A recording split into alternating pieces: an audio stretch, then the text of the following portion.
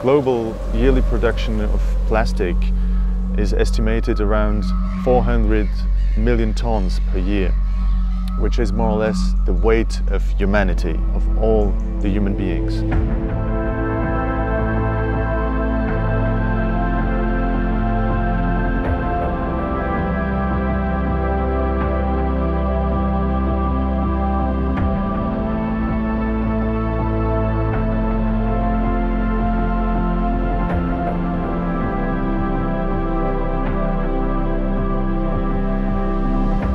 Le projet Clean Mont Blanc est un projet de recherche de microplastiques, de particules plastiques dans les différents glaciers du massif du Mont Blanc, en France, en Italie, en Suisse. Et l'objectif de ce projet, qui a une vocation scientifique, c'est d'aller dans les zones éloignées des sources de pollution pour savoir si là-bas aussi on trouve des particules plastiques. C'est un projet multi-acteurs qui est porté par l'association Aquality, la Summit Foundation en collaboration avec l'Université Savoie-Mont-Blanc, notre référent scientifique. The aim of the project is to show the presence of microplastics in glacial water streams, which would be a proof and evidence for the atmospheric transportation of microplastics. This would strongly connect the location of our consumption and the location of the pollution, which can be separated with thousands of kilometers. Hey, yo, what's up? So it is day one. We just made it to Chamonix. Today we are going to take water samples from 5 different glaciers. I have 2 in my back right here. That's the 2 first ones we're gonna go to. And then the other ones are a bit further. But yeah, I hope it will be fine with the weather and see how it goes.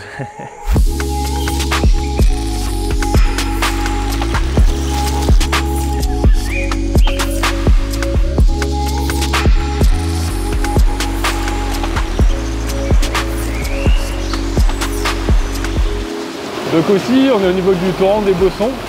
C'est le premier échantillonnage du projet Clean Up Mont Blanc, où on vient étudier les microplastiques dans les torrents qui descendent des glaciers du massif du Mont Blanc. Donc ce qu'on est en train de faire là, on a simplement mis en place un filet avec une maille 50 mu. Et ce filet-là, il va nous permettre de filtrer environ une centaine de mètres cubes d'eau, dans lesquels on va pouvoir aller mesurer la quantité de plastique et déterminer le type de plastique et de microplastique qu'on va pouvoir avoir dans le torrent. Ce qu'on fait en complément, c'est qu'on a un petit appareil dans le filet qui mesure la vitesse de l'écoulement, ce qui nous permet d'avoir une connaissance très précise du volume d'eau qu'on a filtré et donc de la concentration en microplastique dans le torrent du Bosson. When they do this, they have to wear a specific outfit, because if they wear their normal outdoor gear, just by putting a tiny piece of it in the water can actually release microplastics into the water and then can have an impact on the study. Le projet Clean Mont Blanc vise à faire le tour du massif du Mont Blanc en 5 jours, en passant de Chamonix en France à Courmayeur en Italie, pour venir en Suisse, du côté de la Foulie et Champellac, pour retourner ensuite à Chamonix. L'objectif du projet, c'est de prélever des échantillons d'eau et de tout ce qui est contenu dans l'eau, y compris en particulier les microplastiques, dans les exutoires des 18 plus importants glaciers du massif. On va faire une trentaine de prélèvements d'échantillons dans ces 18 torrents glaciaires. Donc maintenant qu'on a retiré le filet du torrent, on est venu tout rincer avec une pompe immergée, ce qui nous a permis de faire tomber tout ce qu'on avait filtré au fond de notre dispositif. Et ici on a une chaussette qui est une partie amovible qu'on va simplement pouvoir retirer en défaisant la tâche.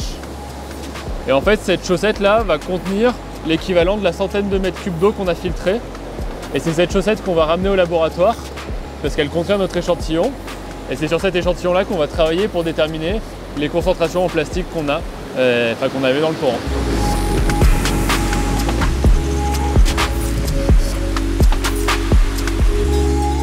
So we just finished day one. Everything is soaked. Can you see it? Yeah, the backpack is soaked, the gear, like my jacket is soaked, the bike, but yeah, don't care about the bike being soaked. It's pretty hard to film right now. The conditions are pretty hard. We've been able to do everything we wanted, so that's a good thing. One day is in the books. We got 4 or 5 to go, I don't even know. But yeah, it's pretty cool. The sceneries are amazing, so I'm just looking forward to see what's coming next. Bon, jour numéro 2, donc aujourd'hui on est chez nos amis italiens avec le Val Veni et puis ensuite le Val Ferret. Donc 3 glaciers ce matin, on espère Miage, Brenva et puis j'oublie les Blanches. Donc il y a un petit peu de boulot. Et puis après, je pense qu'on mangera juste après et puis on ira dans le Val Ferret dans l'après-midi pour se faire les 2 derniers. Je sais pas ce que tu en penses.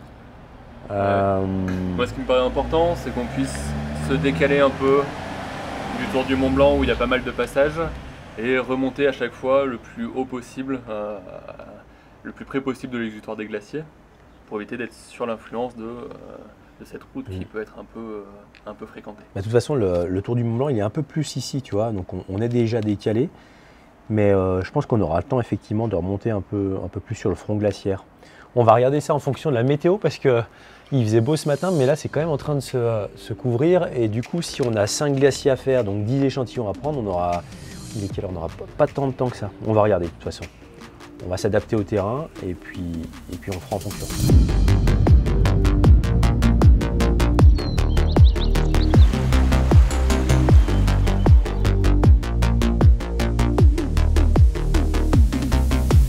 Donc à cause de l'accès au glacier qui est coupé par les pluies diluviennes d'hier soir, on est obligé de faire une grande partie, de partir de plus loin que prévu. Et donc on a environ 1 heure de marche pour atteindre le premier glacier. Le deuxième se trouve encore 1 heure plus loin. Donc juste en déplacement, on a 4 heures. Plus le temps d'échantillonner les glaciers, il faut compter une demi-heure, 1 heure par glacier. Et comme il est déjà midi, il va falloir qu'on ne perd pas de temps sur les trajets, puisque ça va nous amener déjà à 5-6 heures et qu'on a encore 3 autres glaciers à faire derrière. Espérons qu'ils soient plus accessibles. Les microplastiques qu'on retrouvera dans ces eaux glaciaires, comme on est au mois de juin, on est encore tôt dans la saison, dans la saison de la fonte des neiges, en particulier cette année où il y a énormément de neige encore en montagne. Les eaux de fonte de ces glaciers sont les eaux des précipitations de l'hiver. Donc c'est la fonte de la neige qui va donc transporter les dépôts atmosphériques de l'hiver qui sont vraiment tombés avec les précipitations hivernales. Donc les traces de microplastiques qu'on va retrouver dans les eaux, ou qu'on s'attend en tout cas à retrouver dans les eaux, proviennent du transport atmosphérique de microplastiques.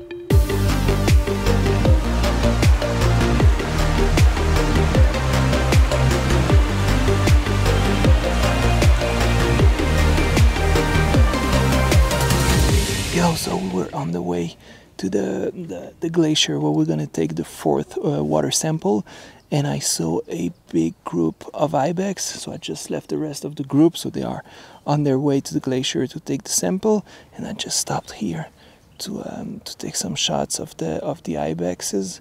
I don't know if you can see them, but they are right here, right in the back. I'm pretty close to them.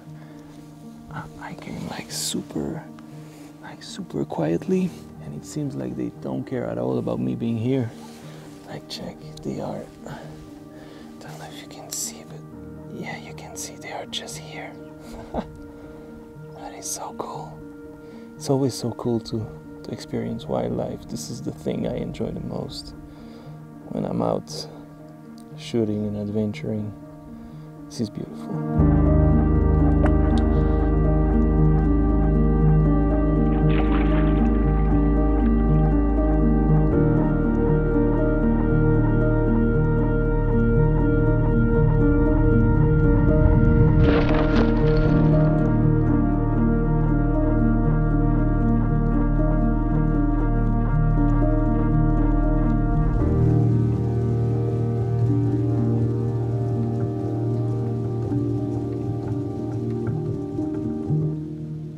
Donc là on est parti pour le dernier échantillon de la journée. On a dépassé Courmayeur, on est tout au bout du Val Ferret. On va aller échantillonner un torrent qui est en fait issu de la confluence de 2 torrents. Un qui descend du glacier du Triolan et l'autre qui descend du glacier de Près de Bar. Ce qu'on aurait dû faire normalement, ce qui était prévu initialement, c'est qu'on continue dans le fond de la vallée et qu'on passe le col qui est derrière là qui est le col du Petit Ferré. Et on devait redescendre côté suisse pour continuer nos échantillonnages sur les glaciers suisses. En fait, avec les conditions de neige exceptionnelles qu'on a cette année, le col il est complètement fermé, impossible de le traverser à pied. Et donc là, on va demain reprendre la voiture, histoire de retourner à Chamonix et de passer en Suisse par l'autre côté. On va pouvoir reprendre nos échantillonnages des glaciers suisses, mais en faisant le grand tour de l'autre côté du massif du Mont Blanc.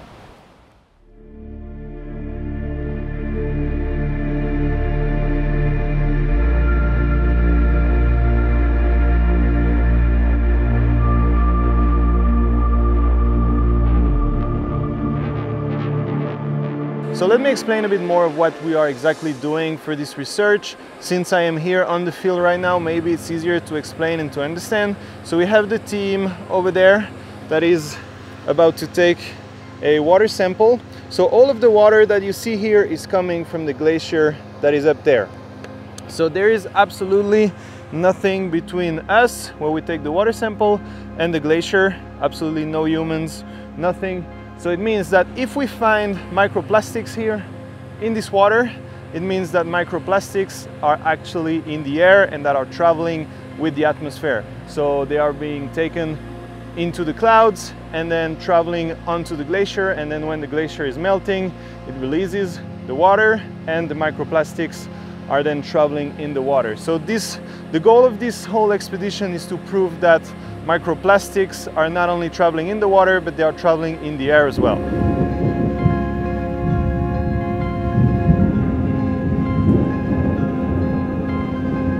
Pour nous, Clean Mont Blanc est un projet super intéressant parce qu'il montre pour la première fois que les déchets ont non seulement un impact à l'endroit où ils sont abandonnés dans la nature, parce qu'ils se fragmentent, parce qu'ils sont transportés par l'eau, enfin c'est des choses qui sont connues depuis longtemps, mais pour la première fois avec ce genre de travaux, on réalise qu'ils sont aussi transportés par l'air, transportés par le vent, par la pluie, sur des milliers de kilomètres potentiellement, comme le sable du Sahara qui nous tombe sur la tête tout à coup pendant l'hiver. Les microplastiques, eux aussi, sont transportés pour le vent. Donc il y a une connexion entre notre acte de consommation et notre acte de littering, d'abandon de déchets à un endroit, et puis son impact ailleurs jusqu'au toit de l'Europe à 4800 mètres. Les microplastiques dans l'environnement ont un impact qu'on peut pas forcément voir, puisqu'on parle de microplastiques, donc de particules qui font moins de 5 mm. Les plus grosses ont la taille d'un grain de riz, puis les plus petites sont de l'ordre d'un cheveu, hein, c'est ce qu'on capte dans le filet qui est installé dans les torrents. Ces microplastiques ont différents impacts. Par exemple, le fait qu'on en ingère, il y a une étude australienne qui a démontré qu'en moyenne mondiale, on ingère 5 grammes de microplastique par semaine. 5 grammes de microplastique, c'est l'équivalent d'une carte de crédit. Donc c'est le plastique qu'on va ingérer par la nourriture qu'on mange, par l'air qu'on respire et par l'eau qu'on boit. Une carte de crédit par semaine, c'est quand même une quantité assez astronomique, bien que ce soit une moyenne mondiale. Et puis cette quantité, elle est encore beaucoup plus importante si on boit de l'eau en bouteille, par exemple. En fonction de nos consommations, on va en avoir plus ou moins. Le plastique dans le monde, c'est une problématique énorme, totalement sous-estimée, dont on n'a absolument pas conscience, puis une problématique qui est croissante, parce que la courbe de production mondiale de plastique ne fait qu'augmenter depuis l'invention du plastique dans les années 60, et puis de manière complètement exponentielle. Donc on est dans un problème qui est un problème massif et qu'il faut pas occulter. Évidemment qu'il y a d'autres sujets, préoccupations environnementales, comme le dérèglement climatique, qui devient réellement palpable, surtout ces derniers temps, comme la perte de biodiversité, qui est aussi une véritable catastrophe. Mais ces thématiques, ces problématiques environnementales sont étroitement interconnectées et on doit à tout prix adresser chacune d'entre elles pour résoudre notre problème au niveau global.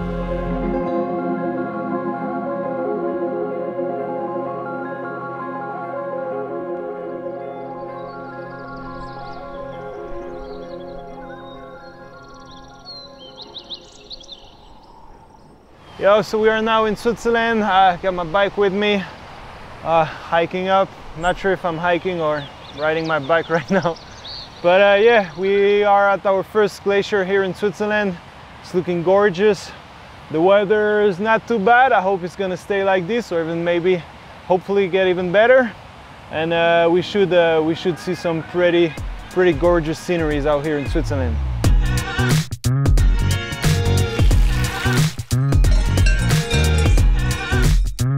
Dans les choses qu'on peut mettre en place pour lutter contre cette problématique des microplastiques transportés par le vent et par la pluie sur des milliers de kilomètres jusqu'au sommet du Mont Blanc, on peut faire tout un tas de choses en tant qu'individu pour lutter contre cette problématique, que ce soit dans sa vie quotidienne, vraiment tous les jours, quand on prend un café à l'emporter à la gare pour aller bosser en attendant le train, d'avoir un mug réutilisable pour éviter le petit couvercle en plastique et puis la petite touillette et encore des objets en plastique vraiment jetables dans notre quotidien, mais aussi de manière un petit peu plus inattendue et sournoise dans nos salles de bain et dans nos cuisines. C'est deux endroits où chez nous on a beaucoup de plastique avec des durées de vie plus ou moins longues, mais dans notre salle de bain, on peut penser aux flacons de gel douche, à la brosse à dents, à tout un tas d'objets comme ça du quotidien que petit à petit il faudrait qu'on puisse remplacer par des objets dans des matériaux plus durables que le plastique.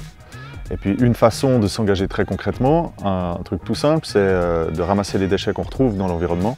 Chaque déchet qui traîne a un impact, se fragmente petit à petit, plus on le laisse, plus il va avoir d'impact. Donc vraiment tout ce qu'on voit quand on se promène à la montagne ou ailleurs, c'est important de le ramasser. On peut aussi participer à des actions qui sont organisées au niveau citoyen un petit peu partout dans le monde. C'est toujours des très belles journées à passer dehors. Aujourd'hui, jour 5, dernier jour de l'expédition. Donc on est de retour à Chamonix, on est à Argentière. On a fait 16 glaciers sur 18, donc on en a fait 2 de plus que ce qui était envisagé au départ, donc on est très content. Et il nous reste 2 glaciers à faire, Argentière, et puis on va terminer sur la mer de glace.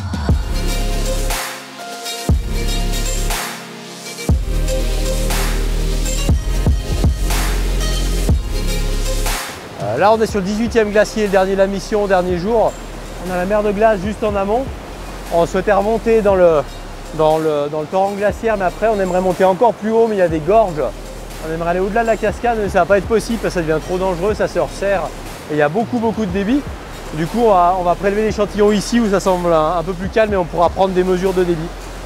Donc voilà, on va pas traîner parce qu'il commence à être tard.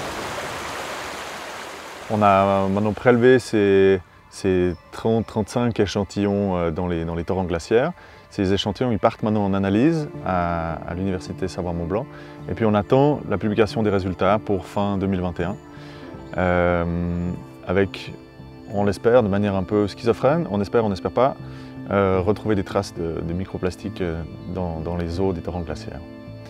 Maintenant cette problématique des plastiques et des microplastiques, c'est une problématique qui nous concerne tous à l'échelle locale, parce que nos actes de consommation ont des conséquences ici, mais à l'échelle aussi un peu plus globale, avec les déchets qu'on exporte, avec les déchets qui partent sous forme de microplastiques par transport atmosphérique.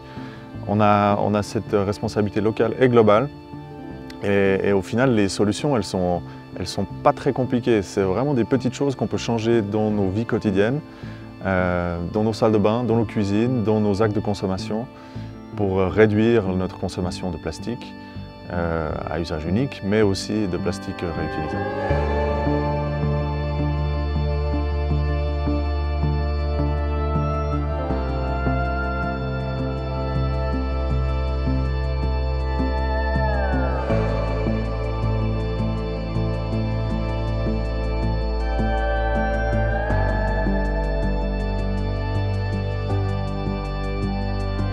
Donc les échantillons qu'on récupère dans les torrents issus des glaciers du Mont Blanc sont relativement difficiles à traiter puisque, dû aux vitesses d'écoulement élevées dans les torrents, on a énormément de matière qu'on récupère dans nos filets, énormément de matière minérale issue de l'érosion des glaciers et puis des débris végétaux. Et il faut réussir à aller chercher les plastiques au milieu de ce mélange de matrices. Et pour ça, on a de nombreuses étapes en laboratoire qui vont nous permettre vraiment de récupérer uniquement les plastiques. Ces plastiques-là, ils vont finir filtrés sur un petit filtre en silicium qui fait 1 cm² et qu'on va analyser en microscopie infrarouge pour être exact. La microscopie va nous permettre de détecter des particules qui vont être micrométriques, de la taille des plastiques qu'on cherche, et l'infrarouge va nous permettre de déterminer s'il s'agit bien de plastique et surtout de quel type de plastique il s'agit. Pour l'instant, sur les échantillons qu'on a analysés, tous contiennent du plastique à des concentrations relativement variables, ce qui montre qu'on a des transferts atmosphériques de plastique qui viennent des zones urbaines qui vont être productrices de matières plastiques, de microplastiques, et que ces microplastiques vont être transportés avec le mouvement des masses d'air et se déposer sur les massifs montagneux. Ce qui explique que cette contamination est vraiment régionale, qu'on la retrouve partout, y compris dans des bassins versants qui vont être non urbanisés et très éloignés des sources.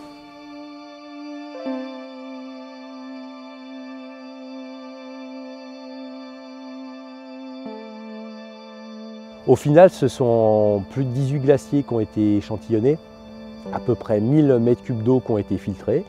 On espère aussi sensibiliser le grand public sur cette problématique des microplastiques qui sont déposés par voie atmosphérique. Pour rappel, la production de plastique est en constante augmentation. On est aujourd'hui à 10 tonnes de plastique par seconde produites dans le monde. On est à peu près à 1 tonne de plastique produite dans les années 70. Et si on peut, au travers de ce projet qui a une vocation scientifique, sensibiliser le plus grand nombre de personnes, et ben on aura atteint notre but.